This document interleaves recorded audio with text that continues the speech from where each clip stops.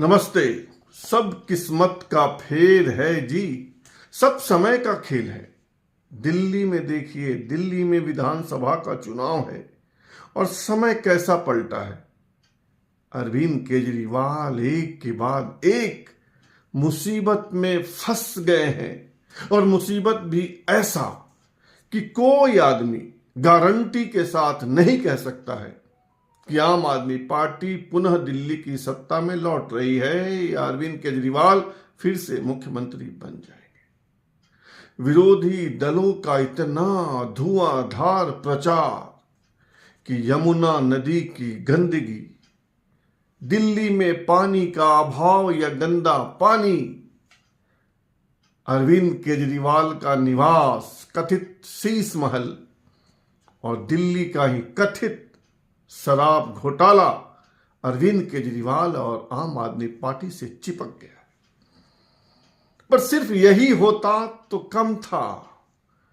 राहुल गांधी, कल तक अरविंद केजरीवाल के मित्र, इंडिया गठबंधन में मित्र पार्टी, राहुल गांधी कैसी भाषा बोल रहे हैं, वैसी भाषा जैसी भाषा का उपयोग तो भारतीय जनता पार्टी के नेता भी नहीं कर रहे हैं।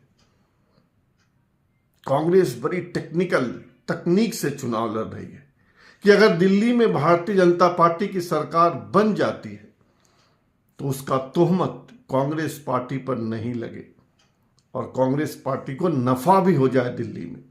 दिल्ली की सत्ता तो कांग्रेस पार्टी से दूर है, पर कुछ खास सीटों पर कांग्रेस जी जान से लड़ रही है कि कम से कम उसका खाता तो खुल जाए, क्योंकि पिछले 2 चुनाव से दिल्ली में कांग्रेस का खाता ही नहीं खुला है।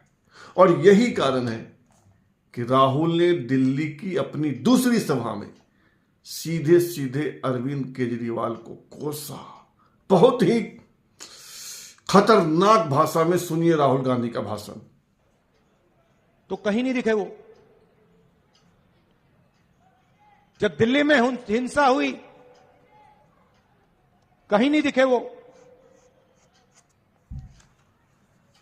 और कहा था कि साफ राजनीति लाऊंगा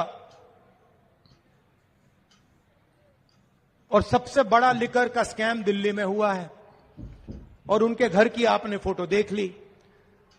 नरेंद्र मोदी जी ने मुझे घर से बाहर निकाल दिया, फेंक दिया उठा के। मैंने चाबी दी, मैंने उनसे कहा भैया लो अपना घर, मुझे नहीं चाहिए, भागो यहां से।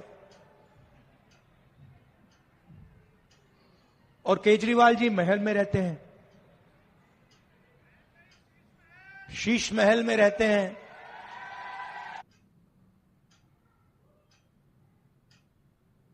तो यह थे राहुल गांधी, यानी राहुल गांधी के आक्रामक भाषण से भी केजरीवाल परेशान।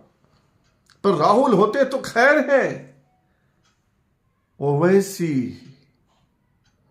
ओवैसी की पार्टी AIMIM खतरनाक ढंग से दिल्ली का चुनाव लड़ रही है। पहले तो ओवैसी ने कहा कि 10-12 सीटों पर लड़ेंगे दिल्ली में विधानसभा की 70 सीटें हैं और ओवैसी की पार्टी 10 से 12 सीटों पर चुनाव लड़ना चाहती थी, लेकिन अंततः सिर्फ 2 सीटों पर ही कैंडिडेट दिए और दोनों सीटें मुस्लिम मतदाता बहुल है।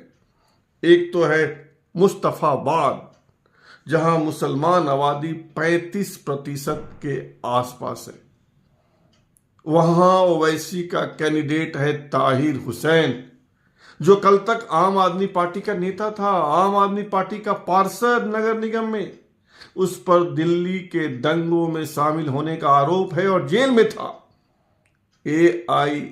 AIMIM ने उसे मुस्तफाबाद सीट से उम्मीदवार बनाया और चुनाव प्रचार के लिए वह बाहर भी आ गया है जेल से, ताहिर हुसैन। और ताहिर हुसैन ने कांग्रेस के कैंडिडेट आदिल अहमद खान के नाक में दम कर रखा है, नाक में दम। और दूसरी सीट है ओखला, जहां से आम आदमी पार्टी के बड़े नेता अमानुल्लाह खान कैंडिडेट है। ओखला में बताया जाता है कि 55, 52, 53% मतदाता मुस्लिम है। उस ओखला में आम आदमी पार्टी के कैंडिडेट अमानुल्ला खान को सिफाउर रहमान खान ने परेशान कर रखा है। सिफाउर रहमान खान पर भी दिल्ली के दंगों में शामिल होने का आरोप है। वह भी जेल में थे और प्रचार के लिए बाहर आए।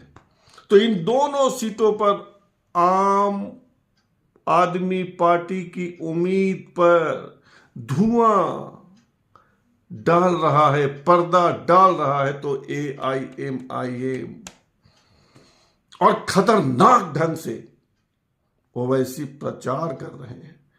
खतरनाक ढंग से सुनिए ओवैसी का भाषण। अरे केजरीवाल, जो आज गलियों में मैं पैदल चला, तुम 10 मिनट चलकर दिखाओ। मुझ पर तो आज फूल बरसाए गए, तुम पर चप्पलें बरसाएगी आवाम यहां की।